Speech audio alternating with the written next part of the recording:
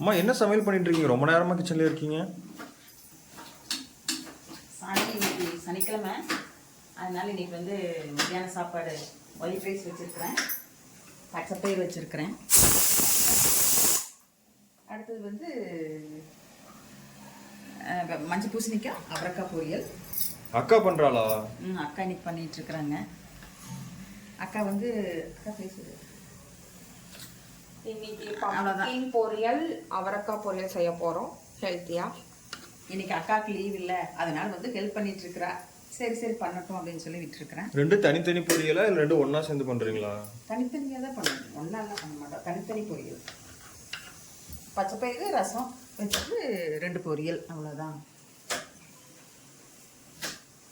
சரியா? சரிம்மா. என்ன செய்யறோம் அப்படிங்கிறது இன்னும் கொஞ்சம் நேரம் கழிச்சு பார்ப்போம். நீ எவ்வளோ நேரம் ஆகும்? இன்னும் ஒரு மணி என்ன, மணி 1 அரை மணி நேரத்தில் ஆகும், அவ்வளோதான். சரியா? அரை மணி நேரம் கழிச்சு பார்ப்போம். பண்ணியிருக்கிறேன் அப்படின்னு சொல்லி சொல்கிறேன். நீங்கள்லாம் உங்கள் வீட்டில் என்ன பண்ணிட்டு இருக்கிறீங்க அப்படின்னு சொல்லி எனக்கு கமெண்ட் பண்ணி சொல்லுங்க. அப்போ மெதுவாக கட் பண்ணேன், பார்த்து கட் பண்ணேன். ஓகே, ரொம்ப ஹார்டாக இருக்கிற மாதிரி இருக்குது. அது அப்படி தான் இருக்குது. சூப்பராக இருக்குது காய். ஆனால் வெந்துச்சுன்னா செம்ம டேஸ்ட்டாக இருக்கும். பார்த்து மெதுவாக கட் பண்ணுவோம். அம்மா கீரை என்ன பண்ணிட்டு இருக்கீங்க? பொரியலா? சாமி, கீரை பொரியல் இல்லை தங்கம், பச்சைப்பயிர் கூட போட்டு கடைஞ்சிடலான்ட்டு. சரியா? இப்படி இதுவும் டேஸ்ட்டாக இருக்கும் செய்யறதுக்கு. செஞ்சு தரேன், சாப்பிட்டு பார்த்துட்டு எப்படி இருக்குதுன்னு சொல்லு. நல்லாயிருக்கும் கீரை கூட போட்டு செஞ்சோம்னா. சரிம்மா, சாப்பிட்டு சொல்கிறேன். சாப்பிட்டு சொல். அவரைக்காயை உப்பு போடாமல் ஒரு பாத்திரத்தில் வேக வச்சுருக்கிறேன். கண்ணாக இருக்கிற மாதிரி பாத்திரத்தில். இல்லை நீங்கள் இட்லி பாத்திரத்துலேயும் வேக வச்சுக்கலாம். இதில் வந்து உப்பு போட முடியாது. உப்பு வந்து நம்ம தாளிக்கும் போது போட்டுக்கலாம். இப்போ தாளிப்போம். இப்போ வடச்சட்டி வச்சு எண்ணெய் ஊற்றிருக்கிறேன். நல்லா எண்ணெய் காஞ்சிருச்சு. கடுகு உளுந்தம்பருப்பு போட்டுக்கிறேன். நான் வந்து வரமிளகாயும் கருவேப்பிலை, நீங்கள் பச்சை மிளகாய் வேணால் போட்டுக்கலாம். வெங்காயம்,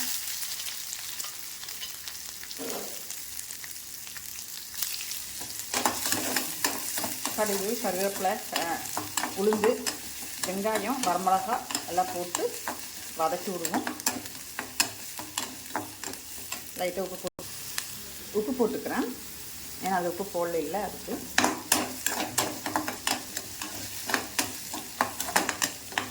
நல்லா வதங்கட்டும்.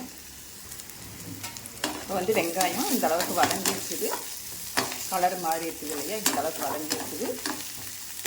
இதில் இப்போ அவரைக்காய் எடுத்து போட்டுக்கலாம். இப்போ அவரைக்காய் எடுத்து போட்டுக்கலாம். இப்போ அவரைக்காய் போட்டாச்சு. அவரைக்காய் போட்டு இப்படி எடுத்து கிளறி விடணும். அப்படின்னு வெங்காயமெல்லாம் கீழே இருக்கும், அது மேலே வர்ற மாதிரி கிளறி வச்சுக்கணும். இல்லைன்னா இந்த சட்டியை வந்து இந்த மாதிரி ஒரு கருத்துன்னு வச்சுக்கோங்க. நல்லா இப்படி பண்ணிங்கன்னா நல்லா வந்து கலந்துரும். இப்போ உப்பு பார்த்துக்கோங்க.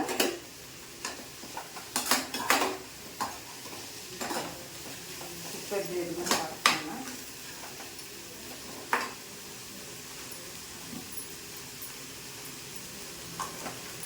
நீங்கள் வந்து அவரைக்காயை வந்து வெங்காயம் இதெல்லாம் காய் சுடும்போது நீங்கள் போட்டுக்கலாம்.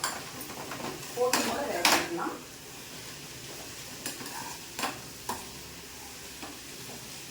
இப்போ இதில் தேங்காய் போட்டுக்கலாம்.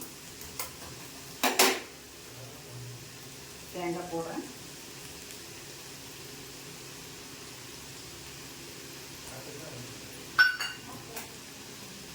அவ்வளோதான். தேங்காயை போட்டு கிளறி விட்டு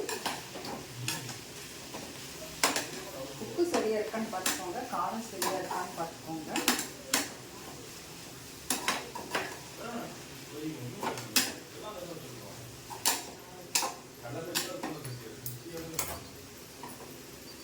உப்பு பார்த்துடலாம். உப்பு வந்து எனக்கு லைட்டாக பத்தாத மாதிரி இருக்குது. லைட்டாக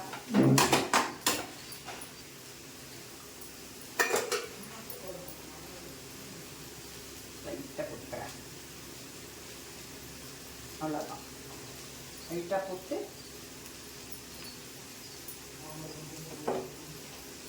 இது மாதிரி துணி வச்சு கலந்து விட்டிங்கன்னா உப்பு வந்து எல்லா பக்கமும் கலந்துடும்.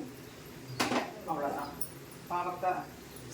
அவரைக்காய் ரெடி. ஸ்டவ் ஆஃப் பண்ணியாச்சு. என்னம்மா சாப்பாடுலாம் ஆச்சு போல?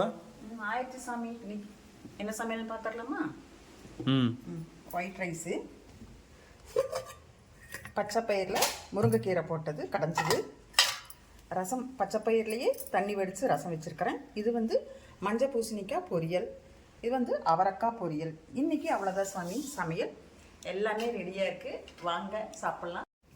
எல்லாம் ரெடியாக இருக்குது, வாங்க சாப்பிட்லாம். அப்படியே என்னோடய சேனலை சப்ஸ்கிரைப் பண்ணிவிட்டு பாருங்கள்.